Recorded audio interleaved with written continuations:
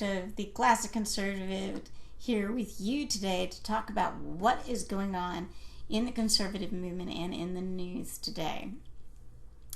More and more top Republicans are giving hope to me and hopefully to you that the issue of Donald Trump is going to hopefully be taken care of at the convention. The Republican Party cannot withstand a convention that nominates Donald Trump. So now we have several Republican governors, several presidential candidates, and people, they are either choosing not to support this candidate or have even in some cases removed their recent endorsements due to the erratic behavior and basically trashing the Republican platform. Republican platforms that have been long-standing part of our party's platform. People say, oh, well, you're going to bow to the NRA lobby. No. Americans understand innocent until proven guilty. That is one of the reasons why the Orlando terrorist did not get arrested before he committed his heinous acts. Now, one thing that was brought up by the pundits within the last couple days is the only way that this would have stopped, could have been stopped, was if the United States of America actually formally declared war on ISIS. That way, when he was doing the things that he did before his act of terrorism, they could have done something. But right now, they can't. They don't have the legal system set up in a way that that can happen. And that is the reality. That is, after all of the last week, Monday, Tuesday, Wednesday, and even today, moaning and bemoaning what happened. And people, senators getting up on the Senate floor filibustering, saying, oh, we've got to do something, guns are just terrible. Well, terrorism is terrible. ISIS is terrible. Ladies and gentlemen, in my part of the world, North Texas, we have, and in the Texas Panhandle, this week we have had two very scary incidents. One was a hostage situation in Amarillo by two Somali Muslims. A hostage situation. The hostage was taken care of. Then we had another situation at our courthouse in Denton County. Threats made by a Muslim on site.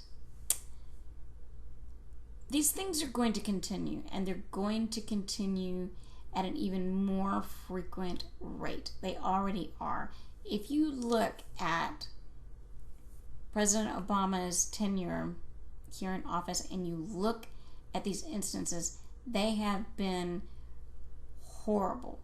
They have just grown and grown and grown and grown and skyrocketed more than any other president before him.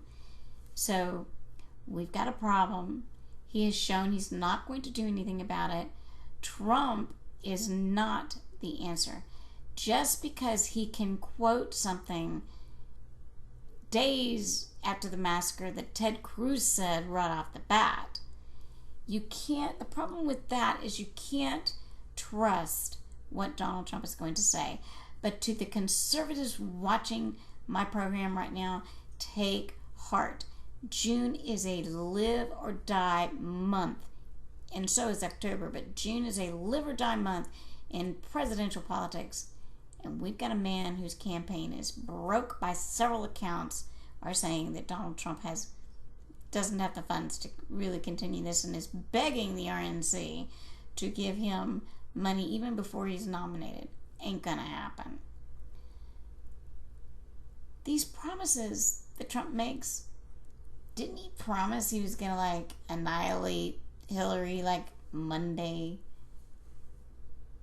So the Orlando shooting means that he can't discuss the Orlando shooting and Hillary at the same time.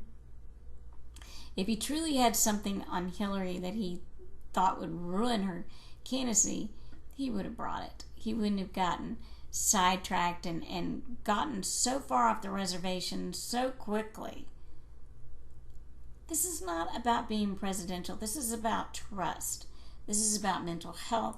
This is about those kind of issues. And as a nurse, I can tell you, mental health is a serious issue in this country. A very serious issue in this country. And if you think that you don't know somebody who has severe mental health issues, I'd say think again. I'd say think again, because they're there. They don't put them in institutions. They let them live their lives. This has been since the 80s. People that you would normally think would be on medications or institutionalized, they are out and about, walking, working if they're able to work on their medications. They are there.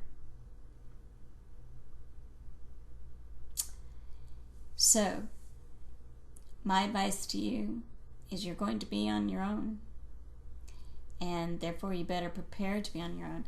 If your child begins to choke in a restaurant, don't expect somebody else to come up and help you.